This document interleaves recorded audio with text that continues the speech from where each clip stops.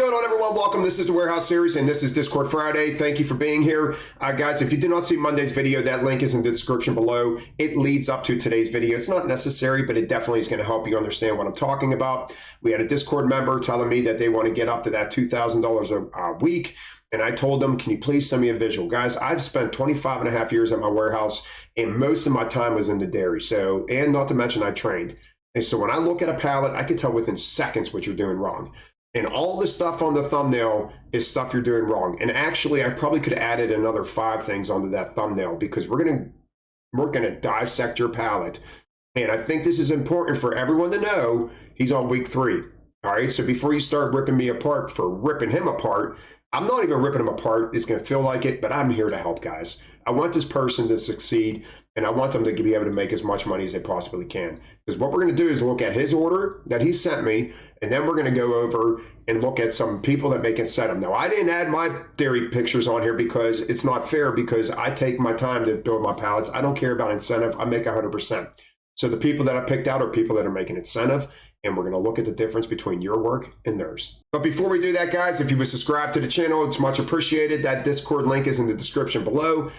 Well over 900 members now. Great community. And let's get on to your order. And remember, I know you didn't think I was going to hit you this hard with this order, but you have a lot going on, so we're going to go over it all. All right, guys, so the first thing I'm going to say, if it don't fit, don't force it. You know, a lot of people think it's because, let's say I have a case here, and I got a hole here, and the case is too big, and I'm telling you not to force it. And I think that's what people think when I say don't fit, don't force it. No, it goes for the end of your pallet, too. If I put a case down and it's hanging off the ledge like this, I don't want that. I don't want that there, because that's going to cause a problem, especially when you're running length or running into the middle of the pallet.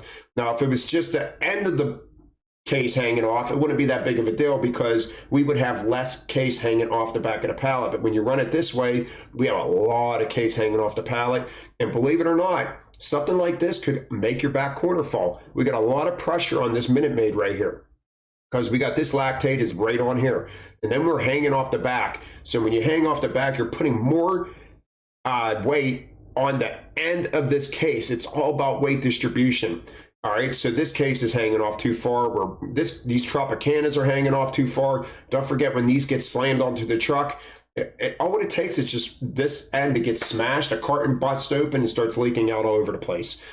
This case here shouldn't be here. Just throw it in the right behind the arrow. Throw it in that gap. Because when you shove this case in here, it looks like it's in there very tight, like you forced it in there. And this case is hanging off. Like we're not even close to having an imaginary line. So we really need to focus on that as well. But all your cases that are past the board, like past the imaginary line, and then you got cases that are in, you got so much of this going on. So when I looked at your order, I immediately saw an inexperienced selector throwing too fast. I know you're on week 3, but I'm just saying, when I saw this, I immediately, like I said, I've trained, and everything I tell you on this video is what I would tell my trainee as well. This one here, I should have added on to the thumbnail. Don't hang cases into the gap, especially with weight, because once again, you're emphasizing that weight into the gap.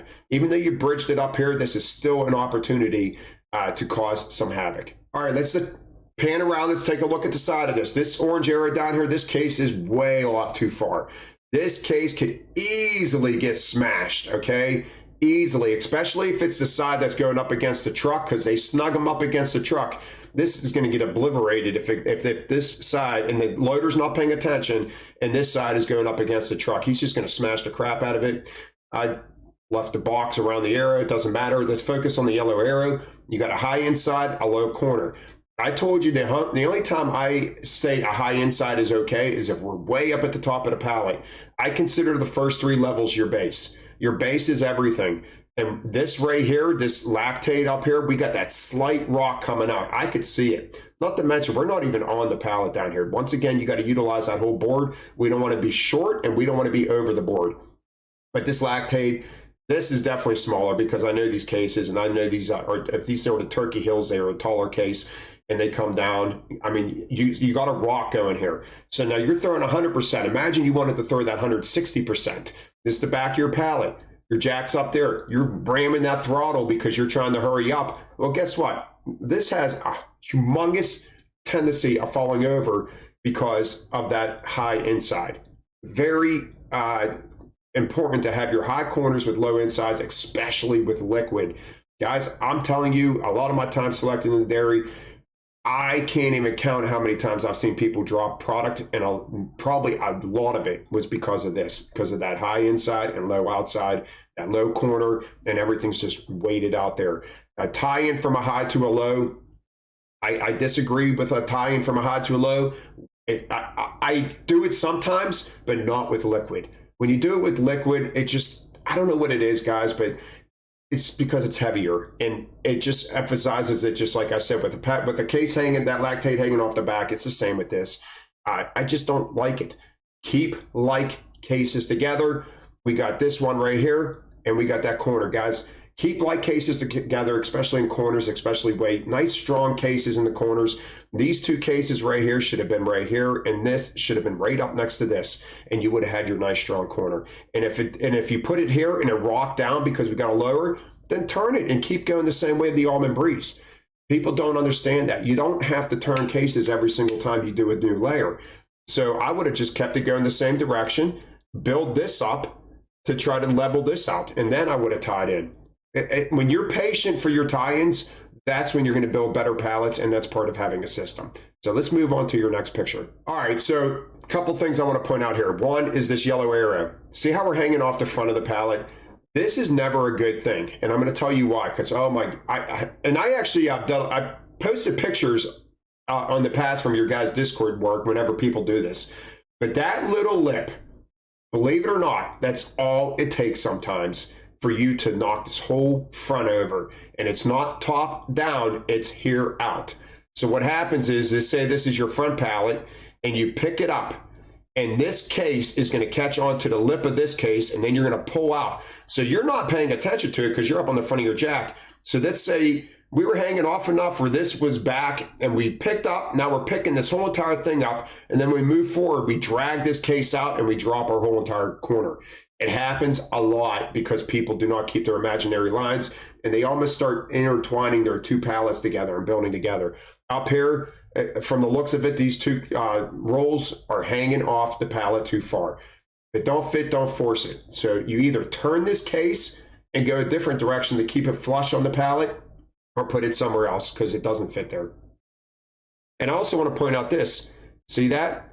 See how much better this is? We got that nice slight rock coming in because you kept your inside lower and your outside higher. The back of the back pallet, you did not do that. All right, I want to point this out. Two things. The blue arrow. Like I said, you need to utilize your whole board. I don't know. They look like different Tropicanas. Sometimes people get back on theirs and they will not take the time to separate their pallets back onto the full board. If I'm backing under a whole layer of Tropicana, they usually do this whenever they pack it on the pallet. They don't care. They're just stacking all the same cases on the pallet. But if I back under something, it's like this. I'm taking the time to move every single one of these out to the outside of the board. You are losing cube whenever you do this. And if you have a full pallet, you're really going to regret it at the end where you're going to have a really tall pallet. So please utilize your whole board. This looks damaged to me. I'm not sure. Now, we faced it in, but this looks damaged. A damaged case is a weak case. I would never 1000% put a weak case on my corner. And that case would be tucked into the middle of my pallet or tucked in here somewhere. It would never be on a corner. So if you have a damaged case that you're selecting and the product's okay, but the box is damaged, stick it in the middle of two cases, not on your corner. All right, not too much going on this one right here. So I'm not exaggerating on these arrows. All right, now we're going to erase all these arrows in a second, but I just want you to get an idea of what I'm going to be talking about next. And you guys see this? All right, so now let's erase the arrows. All right, so what I want to tell you is all the arrows is all your different shelves. There should not be all these shelves whenever you're building. You should have almost a flush wall. We're just all over the place. We're sticking out. We got cases sticking out. We got cases in. We got cases even in more. Like, so we're sticking out. We come in and then we come in even more. This is someone that is throwing fast and they don't have experience. All right. And I could have probably, there's no doubt I could have told you this even if you didn't tell me you had 3 weeks in. You could have just posted this and I would tell you this is someone that's new and that is rushing through their order. Sticking out. We just got shelves all over the place. We're just got cases here. I mean, this is someone that's throwing with speed and they're not paying attention to their order. All right, we got another high inside, or high inside with a low corner. It's a high inside with a low corner, and you can see the rock out on this right here. So once again, it's just, and you're tying in it from a high to a low. I like to keep my juices level all the time. I like to keep all my cases level, but I would not do this. I would keep my cases level. So I just want to point that out on this picture. We're still, we got to focus on having high corner with low inside. Now, I don't know. If this is a skinny case, I wouldn't put it on my corner. All right. I keep nice big fat cases on my corners pointing in. But once again, I just want to point this out because you can see that rock coming out. All right, this is another big no-no because I just told you I don't like putting cases in the gaps, especially with weight and liquid. And we did it twice on one side of the pallet. Now, we're lucky because this is in the middle of our pallet, but this still has the tendency of causing some damage.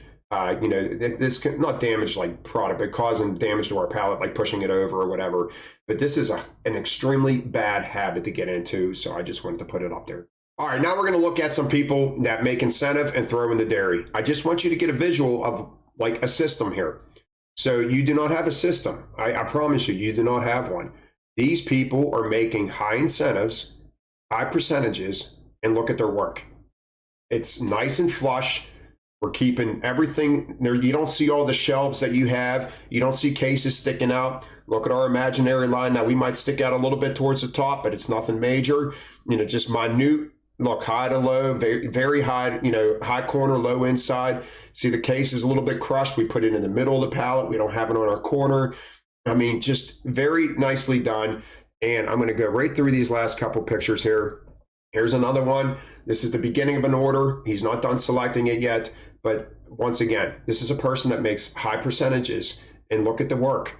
All right, we're nice and level. Everything is coming together nice. And when you build like this, you can fly through the warehouse, fly. But remember, whenever I said during your probation weeks, I said at the end of that video, you also got to get really comfortable on the jack, because getting comfortable on the equipment, like extremely comfortable, is part of making those high incentives.